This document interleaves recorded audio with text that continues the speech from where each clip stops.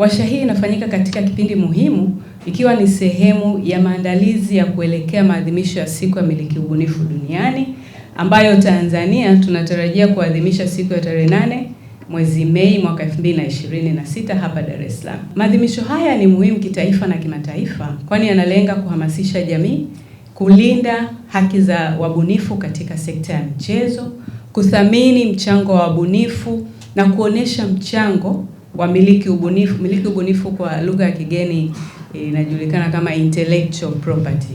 Miliki ubunifu ni rasilimali yenye thamani kubwa katika uchumi wa kisasa.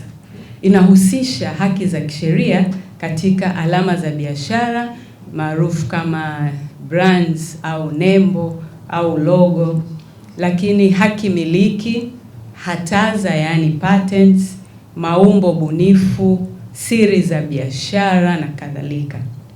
Haki hizi zinatoa ulinzi kwa wabunifu na wamiliki wa kazi za ubunifu, na pia zinatoa fursa za kibiashara zinazoweza kuchochea ukuaji wa uchumi. Katika sekta ya michezo, miliki ubunifu ina nafasi ya kipekee na muhimu sana kwa kuwa sekta hii sio tu inahusisha ushindani wa kimichezo, bali pia ni sekta yenye thamani kubwa kiuchumi.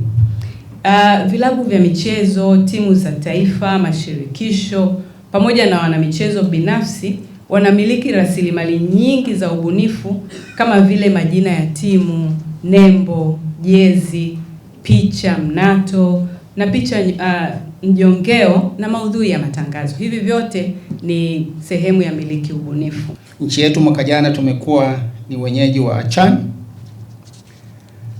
Mwaka huu tutakuwa wenyeji wa AFCON.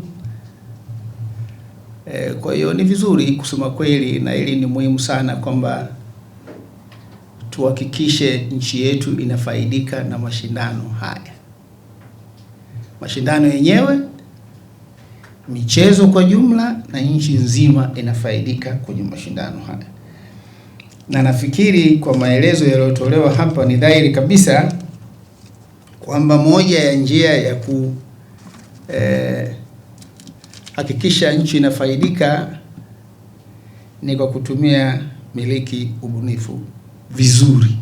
Haya mambo muhimu tuliyojadili hapa hatukuwa tunayafahamu, kwamba haki zetu katika umiliki wa mambo fulani fulani aidha zinachezewa na watu na tuchukue hatua kwa sababu hatujui, lakini kwa wakati mwingine ni nini tufanye katika kuhakikisha kwamba hizo haki miliki tunazipata kwa mujibu wa sheria.